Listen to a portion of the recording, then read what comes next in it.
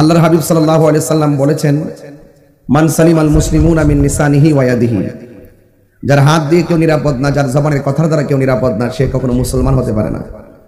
আর যে ব্যক্তি মুসলমানই হতে পারে না, সে তো ঈমানদার হওয়ার প্রশ্নই আসে না। আর আল্লাহর হাবিব সাল্লাল্লাহু আলাইহি সাল্লাম বলেছেন, মান সামা রমাদানা ঈমানান ওয়া ইহতিসাবা গুফিরা লাহু মা তাকাদ্দামা মিন যামবিহি ওয়া মা তাআখার, যে ব্যক্তি ঈমানের সাথে সওয়াবের আশায় রমাদানুল কারীমের রোজা রাখবে, আল্লাহ পাক তার জীবনের গুনাহগুলো মাফ করে দিবেন। তো এই বিষয়গুলো খুব ঠনকো বিষয় নয়, এগুলো আমাদের জন্য অনেক বড় নিয়ামত। হাদিস শরীফের মধ্যে আমি পড়েছি, আর ইবনে ওমর রাদিয়াল্লাহু তাআলা আনহু قال قال رسول الله صلى الله عليه وسلم বুনিয়াল ইসলামু আলা খামসিন, ইসলামের স্তম্ভ হলো 5টি। এক নম্বর হলো আল্লাহ ইলাহা ইল্লাল্লাহ ওয়া আন্না মুহাম্মাদুর রাসূলুল্লাহ সাল্লাল্লাহু আলাইহি ওয়াসাল্লাম, ওয়া ইকামিস সালাহ ওয়া ইতাইজ যাকাত ওয়াল হজ ওয়া সুমি রমাদান। ইসলামের স্তম্ভ হলো 5টি, একটা হলো কালিমা, 2 নম্বর হলো নামাজ, তারপরে যাকাত, তারপরে হজ, তারপরে রমাদানের রোজা। তো আমরা কালিমা গ্রহণ করেছি, কালিমা পাঠ করেছি, কালিমাকে হৃদয়ে ধারণ করেছি, তাই আমরা মুসলমানের ঘরের মুসলমান হয়েছি। 2 নম্বর নামাজ পড়তে হবে, এটা স্তম্ভ। যাকাত দিতে হবে তৌফিক থাকলে, এটা স্তম্ভ। হজ করতে হবে সামর্থ্য থাকলে, এটা স্তম্ভ। ওয়া সাওমি রমাদান, এবং রমজানের রোজা রাখতে হবে, এটা স্তম্ভ। যদি আপনি 5টা স্তম্ভ যদি আপনার ঠিক থাকে, তাহলে আপনার ঈমানটা তারা থাকবে। আর এই খুঁটি যদি না থাকে, আপনার ঈমানটা চুরি হয়ে যাবে। কথা বলেন ঠিক কিনা? এই যে পর্দাটা টানানো আছে, হয়তো পাতলাই হতে পারে, পাতলা পর্দাটাকে টানাইয়া ঝুলাইয়া রাখার জন্য খুঁটির প্রয়োজন আছে না নাই? যদি খুঁটিগুলো না থাকতো এই পর্দাকে টানাইতে পারতেন? তো এই জন্য ইসলামের খুঁটি আছে, ইসলামের স্তম্ভ আছে। একটা হলো কালিমা, প্রথম কি? কালিমা লা ইলাহা মুহাম্মাদুর তাইলে সাল্লাল্লাহু আলাইহি ওয়াসাল্লাম। তাইলে এই কালিমা পড়া, এই কালিমাটা আমরা ধারণ করতে হবে। আল্লাহ ছাড়া কোনো মাবুদ নাই, এটা কন্টেন্টমেন্ট হতে হবে। There is no God but Allah, Allah ছাড়া কোনো মাবুদ নাই, আল্লাহ ছাড়া কোনো মাবুদ নাই। এই বিষয়টা আপনাকে মনে প্রাণে দিলে ধারণ করতে হবে। এখন আপনি যদি কাউকে আল্লাহর সমকক্ষ মনে করেন, তাহলে আপনি ইমানদার হবেন দূরের কথা, আপনি তো মুসলমানই না। কথা কন ঠিক কিনা? তাহলে এই বিষয়গুলো আপনার ভাবতে হবে না? ভাবতে হবে। হুজুর আসছে মাশাআল্লাহ, আমাদের মাহফিল আজকে যিনি শুভাগমনকারী, আজকের স্টেজকে যিনি অলংকৃত করবেন, সোনাকান্দা দরবার শরীফের ছোট সাহেবজাদা পীরজাদা আল্লামা মুস্তাফিজুর রহমান সাহেব মদ্দাজিল্লাহুল আলী হুজুর আমাদের মাঝে এসেছেন। হুজুরকে মাহফিল ইন্তেজামিয়া কমিটির পক্ষ থেকে আন্তরিক অভিনন্দন জানাচ্ছি, রমাদান কারীমের শুভেচ্ছা জানাচ্ছি। আল্লাহ হুজুর হায়াতে বরকত দান করুক, আমিন পড়েন। তো ভাইয়ের আমার অনেক লোক আসতেছেন আপনারা, মাশাআল্লাহ। তো আমি বলছিলাম লা ইলাহা ইল্লাল্লাহ, আল্লাহ ছাড়া কোনো মাবুদ, এটা কনসেপ্ট। এই বিষয়গুলো নড়াচড়া করা যাবে না। আল্লাহ ছাড়া কাউকে সিজদা করা যাবে না, কাউকে আল্লাহর সমকক্ষ মনে করা যাবে না। এরপরে স্টেপ হলো মুহাম্মাদুর রাসূলুল্লাহ সাল্লাল্লাহু আলাইহি ওয়াসাল্লাম, আল্লাহর হাবিব হলো আমার আল্লাহর রাসূল, এটাকে অস্বীকার করা যাবে না। এইজন্য লা ইলাহা ইল্লাল্লাহ হলো ওয়াহদানিয়াতের স্লোগান, আর মুহাম্মাদুর রাসূলুল্লাহ হলো রিসালাতের স্লোগান। ওয়াহদানিয়াতের স্লোগান অস্বীকার করলে যেমন কাফের, মুহাম্মাদুর রাসূলুল্লাহ রিসালাতের স্লোগান এটা অস্বীকার করলো কাফের। কারণ নবীকেও অমান্য করা যাবে না, অস্বীকার করা যাবে না, আল্লাহকে অস্বীকার করা যাবে না। তাহলে ঈমানের প্রথম কনসেপ্ট হলো আল্লাহকে এক বলে জানা এবং রাসূলুল্লাহকে আল্লাহর হাবিব হিসেবে জানা, এবং মানার নাম হলো ঈমানদার। জোরে বলেন সুবহানাল্লাহ। বুঝতে পেরেছেন? তাহলে এই বিষয়গুলো খুব ভাবনাময়ী। তাহলে আসুন থেকে, তাহলে আসুন, এখানে হাদিস মুবারাকার মধ্যে দেখলাম লা ইলাহা ইল্লাল্লাহ পাশে মুহাম্মাদুর রাসূলুল্লাহ লেখা আছে। তাহলে এই যে লেখাটা, এটা কিন্তু জায়েজ আছে। আমাদের দেশে অনেকে বলেন লা ইলাহা ইল্লাল্লাহর পাশে মুহাম্মাদুর রাসূলুল্লাহ লেখা যাবে না, এদের কথায় আমল করা যাবে না, এদের কথা লেখা আমল করা যাবে না। কারণ আমরা আল্লাহকে সম্মান করি আল্লাহ জেনে, রাসূলুল্লাহকে সম্মান করি রাসূল জেনে। আমরা আল্লাহর সাথে কাউকে শরীক করি না, আল্লাহর সঙ্গে কারো কোনো শরীক নাই। আল্লাহর সঙ্গে কারো তুলনা দিলে যেমন ভাবে ঈমান থাকবে না, সৃষ্টির মধ্যে রাসূল পাকের সঙ্গে যদি কারো তুলনা দেন, তাহলে আপনার ঈমান থাকবে না। রাসূল পাক সাল্লাল্লাহু আলাইহি সাল্লাম সৃষ্টির শ্রেষ্ঠ, সৃষ্টির শ্রেষ্ঠ। তো সেই জন্য এই কনসেপ্টটা ক্লিয়ার রাখতে হবে। এটা ঈমানের স্তম্ভ, এটা ইসলামের স্তম্ভ, এটা ইসলামের সৌন্দর্য, এটা ইসলামের ধারণ এবং ক্ষমতা। এটা যদি উলটপালট হয়ে যায়, আপনার জীবনও শেষ, জিন্দেগিও শেষ, বন্দিগিও শেষ। এরপরে বলা হচ্ছে ওয়া ইকামিস সালাহ, নামাজ কায়েম করেন। এই নামাজ, পরের স্টেপটা হলো আপনি যখন নিজেকে মুসলমান দাবি করবেন, আপনি যখন নিজেকে ঈমানদার দাবি করবেন, আপনার জন্য প্রথম যে কাজ সেটা হলো নামাজ পড়া। কি পড়া বলছি ভাই? নামাজ পড়া। নামাজ কি পড়া? নামাজ পড়া। বাবা এখানে চলে আসো, এখানে আসো, এখানে আসো, যাও সামনে নিয়ে যাও। তাহলে এই পাশে, এই পাশে নেন, এই পাশে। যাই হোক, আস্তে। তাহলে আমাদের এরপরে স্টেপ কি? নামাজ পড়া। কি? নামাজ পড়া। নামাজ কার বিধান? আল্লাহর বিধান। আফদালুল ইবাদাতুস সালাত, সর্বোত্তম ইবাদত হলো নামাজ। সর্বোত্তম ইবাদত কি? আমরা অনেকে মনে করি নামাজ নামাজ, নামাজের ভিতরে কি প্রেম আছে এটা তো আপনারা জানেন না। যারা প্রেম বুঝে তারা কিন্তু নামাজ ছাড়ে না। ভাত না খেয়ে থাকতে পারে, নামাজ ছাড়া থাকতে পারে না। এটা মনে রাখবেন। এই রমজান মাস আত্মশুদ্ধির মাস, নিজেকে পরিবর্তনের মাস। এই মাস থেকে ওয়াদা করেন আমরা কখনো নামাজ ছাড়বো না। তাহলে নামাজ, সালাত, কোরআনের মধ্যে 82 জায়গায় সালাতের কথা বলা হয়েছে। কয় জায়গায় বলা হয়েছে? 82 জায়গায় সালাতের কথা বলা হয়েছে। এই জন্য আল্লাহ রাব্বুল আলামিন কোরআনে বলছেন, ইন্নাস সালাতা তানহা আনিল ফাহশাই ওয়াল মুনকার। নিশ্চয়ই পৃথিবীর মধ্যে একটা ইবাদত, যে ইবাদতটা মানুষকে অশ্লীল এবং খারাপ কাজ থেকে বিরত রাখে, ওই ইবাদতের নাম হলো সালাত। এবং হাশরের মাঠে সর্বপ্রথম হিসাব হবে নামাজের হিসাব। বুঝতে পেরেছেন? আল্লাহর হাবিব সাল্লাল্লাহু আলাইহি সাল্লাম বলেছেন, কোন ব্যক্তি যদি নামাজের জন্য পূর্বে প্রস্তুতিমূলক উযু করার জন্য বসে, আর উযু করতে গিয়ে যদি প্রথম বিসমিল্লাহ বলে উযুটা শুরু করে, কি বলে বলছি? বিসমিল্লাহ। যতক্ষণ উযু শেষ হবে না ততক্ষণ পর্যন্ত আল্লাহর প্রেরিত ফেরেশতারা উযুকারীর গুনাহ মাফ চাইতে থাকে। যদি বলেন না সুবহানাল্লাহ। তাহলে উযু করার পূর্বে বিসমিল্লাহ বললে গুনাহ মাফ হয় কি হয় না? হয়। এরপরে আসুন, আল্লাহর হাবিব বলেছেন, যদি কোনো ব্যক্তি উযু করে, উযু করার সময় যখন সে হাত ধৌত করে, হাত দ্বারা যে গুনাহগুলো করে উযুর পানির সঙ্গে গুনাহগুলো মাটিতে ঝরে পড়ে যায়। যখন সে মুখের মধ্যে পানি দেয়, তখন কুলি করার সময় যে পানিগুলো ঝরে, এই পানির সাথে তার গুনাহগুলো ঝরে যায়। যে এভাবে লাস্টে যখন শরীর থেকে শেষ ফুটাটা পড়ে, শেষ ফুটার সাথে তার সমস্ত গুনাহগুলো ঝরে মাটিতে পড়ে যায়। তাহলে ওযুটা কি অত্যন্ত গুরুত্বপূর্ণ না? ওযু না হলে কি নামাজ হবে? এজন্য ওযুর প্রতি যত্নশীল হতে হবে। প্রত্যেকটা বায়দা বাই স্টেপ আছে। আপনি উযু করলেন, নামাজ পড়লেন, কিন্তু কাপড়টা অপবিত্র, নামাজ হবে? আচ্ছা, আপনি সবই ঠিক আছে, উযু গোসল সব ঠিক আছে, কিন্তু আপনার জায়গাটা অপবিত্র, নামাজ হবে? তাইলে আপনার স্টেপগুলো কিন্তু অতিক্রম, ওভারটেক করা যাবে না। এজন্য রাসূল করিম সাল্লাল্লাহু আলাইহি সাল্লাম বলেছেন যে এই নামাজ এমন একটা বন্দেগী, যে এই বন্দেগীটা যদি আপনি না করেন, কবরের মধ্যে বেনামাজির জন্য 3টা শাস্তি অবধারিত হবে। কার জন্য বললাম? বেনামাজির জন্য। এজন্য বুনিয়াল ইসলামু আলা খামসিন, ইসলামের ইসলাম 5টার মধ্যে দ্বিতীয়টা হলো নামাজ। এই নামাজ পড়তে হবে। এজন্য আল্লাহর হাবিব সাল্লাল্লাহু আলাইহি সাল্লাম বলেছেন যে বেনামাজির জন্য কবরের মধ্যে 3টা শাস্তি অবধারিত।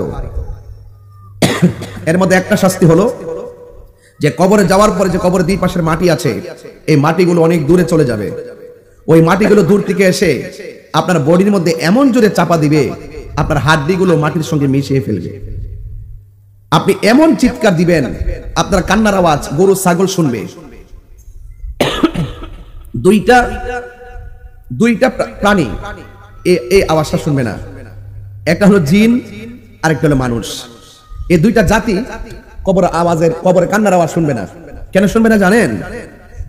এই জন্য শুনবে না, কারণ মানুষেরও হিসাব হবে, জিনেরও হিসাব হবে। এই জন্য এদের কাছ থেকে এই আওয়াজটাকে মাগলুব করে রাখা হয়েছে। বুঝতে পেরেছেন?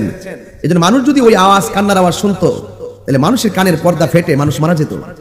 কবরে এমন ভয়ঙ্কর আওয়াজ হচ্ছে, আপনি জানেন না। ওরা বলতেছে বাঁচাও, আর পারি না, আবার দুনিয়াতে পাঠান, আবার দুনিয়াতে পাঠান, এই দুনিয়াতে গিয়ে তোমার ইবাদত করব। আল্লাহ বলছেন সুম্মা ইলাইহি তুরজাউন, না, আর যাওয়া যাবে না। জীবন একবার, মৃত্যু একবার, কিন্তু মৃত্যুর পরে যে জীবনটা দেওয়া হবে, এটার পরে আর মৃত্যু নাই, এটা অনন্ত জীবন থাকবে। হয়তো তুমি সুখী হবে, নয়তো তুমি দুঃখী হবে। চিৎকার মেরে বলেন আল্লাহু আকবার। আমার যুবক ভাইয়েরা, খুব মনোযোগ দিয়ে কথাগুলো শুনুন। আমি বলেছি বেনামাজির জন্য কবরের মধ্যে শাস্তি আছে, হাসরের ময়দানে শাস্তি দেওয়া হবে। এই জন্য হাসরের ময়দানে প্রথম হিসাব হবে নামাজের হিসাব। এরপরে বলা হয়েছে যাকাত দাও। আজকে তো আমরা রমজান মাস আসলে অনেকে যাকাত দেয়, কিন্তু যাকাত অর্থ অনেকে বোঝে না। কিন্তু যাকাত যে দেয় সে মনে করে যাকাত মানে হলো মাইনাস। না না না না, যাকাত মানে মাইনাস না, যাকাত মানে হলো বৃদ্ধি করা। আপনি যখন যাকাত দিবেন, তাইলে আল্লাহ রাব্বুল আলামিন আপনার সম্পদটাকে পবিত্র করে দিবেন, আর আপনার সম্পদটাকে আমার আল্লাহ অনেক বাড়ায়া দিবেন। আপনি যাকাতের টাকা দিয়ে মনে করতেছেন গরিবের প্রতি আপনি করুণা করেছেন, গরিবের প্রতি আপনি দান করেছেন, গরিবের প্রতি আপনি মায়া করেছেন। না না, বিষয়টা এরকম না। যাকাতের টাকার উপরে গরিবের কোনো ধরনের মায়া করুণার বিষয় না। যাকাতের টাকার উপরে গরিবের অধিকার আছে, অধিকার। আপনি যখন টাকার মালিক হয়ে ওই টাকাটা গরিবের হাতের মধ্যে যাকাতটা দিয়ে দিবেন, আল্লাহ রাব্বুল আলামিন আপনাকে জাহান্নামের আগুন থেকে হেফাজত করবেন, আপনার সম্পদ বাড়ায়া দিবেন। আর আপনি মনে করবেন না যাকাত করেন মানে আপনি দান করেছেন, আপনি এমন করেছেন, অসহায়কে সহায় করেছেন, আপনি গরিবের প্রতি করুণা করেছেন, এটা না। বরং যাকাতের টাকার উপরে গরিবের হক আছে, হক। এই হক যারা আদায় করবে না, মনে করবে আমার যাকাতের টাকা আমি দিব না, মনে রাখবেন এই যাকাতের টাকা না দেওয়ার কারণে আপনার মালটা অপবিত্র অবস্থায় পড়ে থাকবে এবং আপনি যত হারামগুলো খাবেন এই হারাম টাকাগুলো হাসরের ময়দানে সাপে পরিণত হয়ে যাবে। হাসরের ময়দান যেদিন কায়েম হবে ওই কঠিন মুসিবতের সময় মানুষ নাফসি নাফসি বলে কাঁদবে। ওই কঠিন মুসিবতের সময় কেউ কাউকে চিনবে না, কাহারো কাছ থেকে কোনো শাফাআত গ্রহণ করা হবে না, কাহারো কাছ থেকে কোনো বিনিময় নেওয়া হবে না। আমার যুবক ভাইরা পায়ের মধ্যে হাত দিয়ে বলে দিয়ে যায় যাকাত এমন একটা বন্দেগী, যে এই বন্দেগী যদি যাকাত এমন একটা মালি ইবাদত, এই যাকাতের কারণে আপনার সম্পদ যেমন বৃদ্ধি পাবে, গরিবের গরিব লাঘব হয়ে যাবে, গরিবের মধ্যে অসহায় যারা আছে তাদের অভাব দূর হয়ে যাবে। আর যাকাত দিলে আল্লাহ এত খুশি হয়, আল্লাহ খুশি হয়ে আপনার সম্পদ আরো বাড়ায়া দেয়। চিৎকার মেরে কে আল্লাহু আকবার বলা যাবে না। আমার যুবক ভাইরা আর যদি যাকাত না দেন হাসরের ময়দানে আল্লাহ রাব্বুল আলামিন আপনার হারামগুলো সম্পৃক্ত থাকার কারণে, আর আপনি যদি ওই টাকা দিয়ে যদি হারাম লাগান, সুদ লাগান, ঘুষ লাগান, ওই টাকাগুলো সাপে পরিণত হয়ে আপনাকে দৌড়ানি দিবে, এমন একটা দৌড়ানি দিবে আপনাকে হেফাজত করার মতো কেউ থাকবে না। ঘরের মধ্যে সাপ ঢুকলে যেমন করে ওজাবাই দেন না, সাপকে সুন্দর করে উদ্ধার করা হয়, কিন্তু হাসরের ময়দানে যাকে যাকে সাপ আপনাকে ধাওয়া করবে, এমন ভাবে ধাওয়া করবে যে ধাওয়ার কারণে আপনি চুল পরিমাণ নড়তে পারবেন না। এই সাপগুলো হাত দিয়াবে আপনার মুখের ভিতরে ঢুকে যাবে, মুখের ভিতরে ঢুকে পেটের ভিতরে এমন ভাবে ঢুকে পেটটা কালবুয়ুতিন, মুসলিম শরীফের হাদিস, ঘর সমূহের তুলির মতন গট্টা হয়ে যাবে, পেটটা হয়ে যাবে, আর ওই পেটের ভিতরে সাপ আপনাকে দংশন করবে। ওই সাপটা যদি এই গাছের মধ্যে সবল দিত, ওই সাপটা যদি দুনিয়াতে এসে শ্বাসটা ফালাইতো, সব গাছগুলা বিষের যন্ত্রণায় মারা যেত। এমন বিষাক্ত সাপ আমার আল্লাহ রাব্বুল আলামিন আপনার পেটের ভিতরে ঢুকাই দিবে, আর আপনাকে এমন জোরে সবল মারবে আপনার কান্নার কারণে জাহান্নামীরা বিরক্ত হয়ে যাবে। কথা বলেন ঠিক কিনা? জাহান্নামীরা বলবে আল্লাহ তার কর্কশ কান্নার আওয়াজ ভালো লাগে না, ওরে এখান থেকে দূরে সরাইয়া নিয়ে যাও। এবার নবী ডাক দিয়ে বলবেন আল্লাহ এই সমস্ত মানুষগুলোকে যাদের পেটগুলো অনেক বড় বড় আর কান্না করতেছে, শরীরটা নিয়ে নড়াচড়া করতে পারছে না, আল্লাহ রাব্বুল আলামিন বলেন হ্যাঁ বন্ধু, এরা হলো দুনিয়ার ওই সমস্ত মানুষ যারা দুনিয়ার মধ্যে যায় হারাম খেয়েছে। আমি আল্লাহ ধন দিয়েছি কিন্তু আমি আল্লাহ সম্পদ পাইয়া শুকরিয়া আদায় করে নাই। কর্জে হাসানা নামক একটা সুন্দর রীতি ছিল, সে কর্জে হাসানাকে ডিলিট করে দিয়ে ঘরে ঘরে সুদের আড্ডা লাগাইছে। কথা বলেন ঠিক কিনা? এই জন্য যতটা টাকা হারাম খেয়েছে, অবৈধ পথে পন্থা অবলম্বন করেছে, আমি আল্লাহ রাব্বুল আলামিন সবগুলো অর্থকে আমি আল্লাহর সাপে পরিণত করেছি, আর সাপগুলো তাদেরকে দংশন করতেছে আর কান্না করতেছে। এই জন্য আমার যুবক ভাইরা, বুনিয়াল ইসলামু আলা খামসিন, ইসলামের স্তম্ভ পাঁচটির তৃতীয় কনসেপ্টটা হলো আপনাকে যাকাত দেওয়া লাগবে। আপনারা জবান খুলে বলেন সম্পদ দেওয়ার মালিক কে? সম্পদ দেওয়ার মালিক কে? আল্লাহ। সম্পদ দিয়েছেন, সম্পদকে সুচারুরূপে আপনার সন্নিবেশিত করতে হবে। এরপরে ইসলামের তৃতীয় স্তম্ভের পরে চতুর্থ নম্বর স্টেপ হলো আল হজ। এই মুহূর্তে অনেক হাজী মক্কা আছে না নাই? অনেক হাজী মদিনায় আছে না নাই? অনেকে মনে করে আল্লাহ আমার টাকা দিছে, হজে না গেলে মানুষ আমাকে কৃপণ বলবে, এই জন্য হজে যায়। আরেক প্রকার মানুষ আছে, হজে যায় মানুষ আমাকে হাজী বলবে। হাসরের ময়দান যেদিন কায়েম হবে আল্লাহ বলবে থামো, থামবে, তুমি কিসের বলে বেহেশতে যাওয়ার আশা করো? সে বলবে আমি হজ করেছি, তোমার ঘর জিয়ারত করেছি। আল্লাহ বলছে মৃত্যু, তুমি আমার সন্তুষ্টির জন্য হজ করো নাই। মানুষ তোমাকে হাজী বলবে, মানুষ তোমাকে বাহবা দিবে, মানুষ তোমাকে বখিল বলবে, এজন্য তুমি হজ করেছো। দাঁড়াও, এক ইঞ্চি সামনে যাওয়া যাবে না। উপায় আছে? কথা কেন কেন উপায় আছে? উপায় নেই। তাহলে বোঝা গেল বাঁচার কোন রাস্তা, বাঁচার রাস্তা নাই। আমার যুবক ভাইরা, হজ করব, যাকাত দিব, উমরা করব। আল্লাহ বলছেন আতিমুল হজ্জ ওয়াল উমরা, তোমরা হজ এবং উমরা পালন করো। কার সন্তুষ্টির জন্য? এই জন্য যুবক ভাইরা আমার, যারা হাজী হবেন, যারা মদিনা যাওয়ার জন্য রওনা দিবেন, এদের কাছে বেশি বেশি গিয়ে হাত ধরে বলবেন ও ভাই, তোমার আল্লাহ টাকা দিছে, তুমি মদিনায় যাইতেছো। আমরা দেহটা বাংলায়, মনটা মদিনায়, কিন্তু বিমান ভাড়া নাই, পাসপোর্ট নাই, ভিসা নাই, যাইতে পারি না।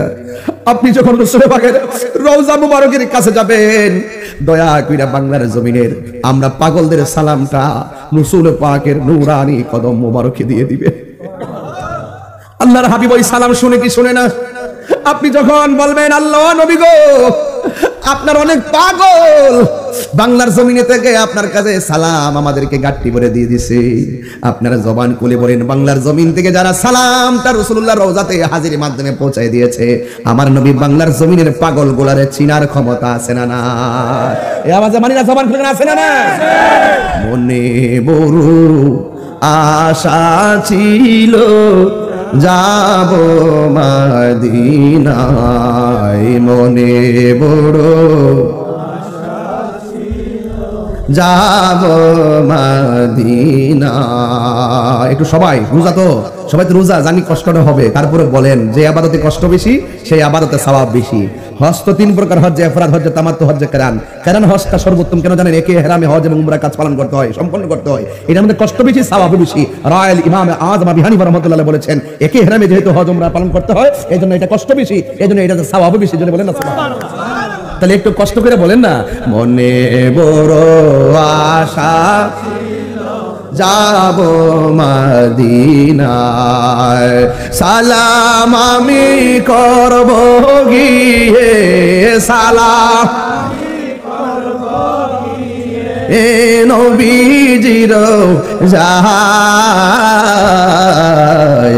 মনে বড় আশা ছিল যাব মদিনায়, মনে বড় আশা ছিল যাব মদিনায়। আরব সাগর, কষ্ট দিয়েছেন, কষ্ট দিয়েছেন নাকি আমার? এটা বলেন, আরব সাগর পাড়ি দিব, সঙ্গে নাই মোর তরি, পাখি নই তো উড়ে যাব ডানাতে বর করি, আমার আশায় আছে সম্বল না, আশা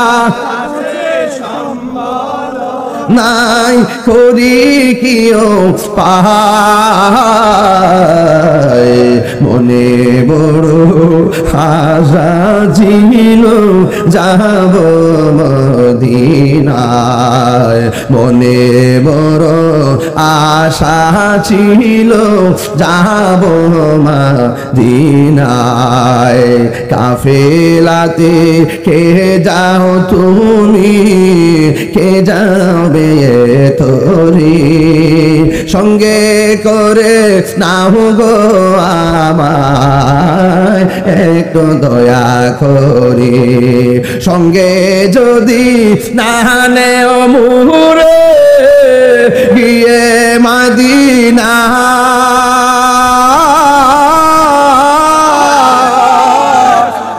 আমার সালাম পৌঁছে দিও, আমার ইয়ো নবীজির যায়, মনে বড় আশা ছিল যাব মদিনায়, মনে বড় আশা ছিল যাব মদিনায়। ওই হজে যাইতে চাই কি চাই না? আও দিলটা নরম করে কন্যা আল্লাহ, আর মহব্বতে কন্যা আল্লাহ। বাড়ি বানাইবার জন্য না, মদিনা যাওয়ার জন্য আমরা মালের মালিক বানাইয়া দাও। যদি আমরা মালের মালিক না বানাও, আমাদের তো কোনো সাধ্য নাই।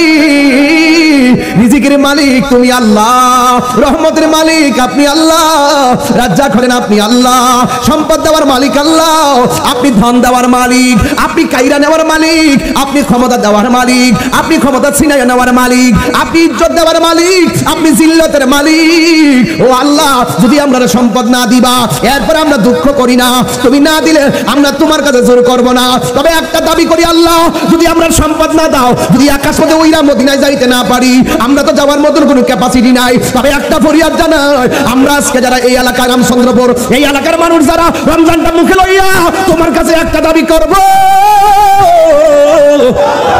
আমরা যদি মদিনায় যাইতে না পারি, স্বপ্ন যুগে তোমার বন্ধু নবীর দিদার এই রামচন্দ্রপুর মুরাদনগর আশেকদের ভাঙ্গা করে নসিব করে দিও।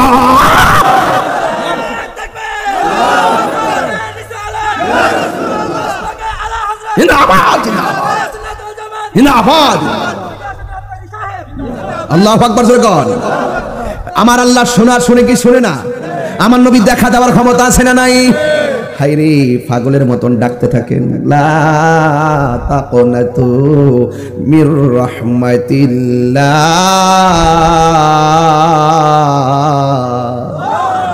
তোমরা আল্লাহর রহমত থেকে নিরাশ হইও না। রমজান মাস আসছে, বেশি বেশি কোরআন তেলাওয়াত করবেন।